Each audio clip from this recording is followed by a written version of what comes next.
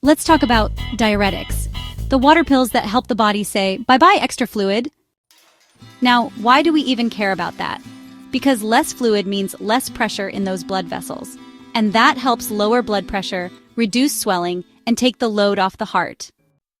But not all diuretics are created equal. There are 3 major classes you need to know, and don't worry, I've got you. 1. Thiazide diuretics.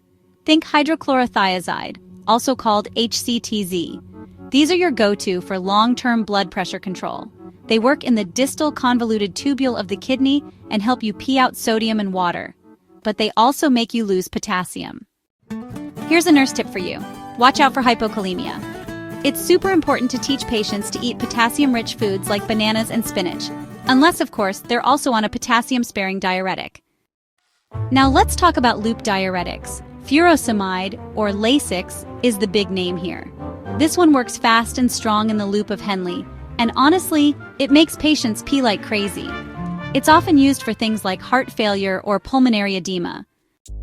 But heads up, loop diuretics can cause hypokalemia, dehydration, ototoxicity, and low blood pressure. So yeah, definitely keep an eye out for those. Hey, quick nurse tip. Always push IV Lasix slowly, no more than 20 milligrams per minute. Or, your patient might actually lose their hearing. Now, let's talk about potassium-sparing diuretics. Here comes spironolactone. This one helps the body keep potassium while losing sodium and water. It's definitely weaker, but honestly, it's great when used in combination with the others.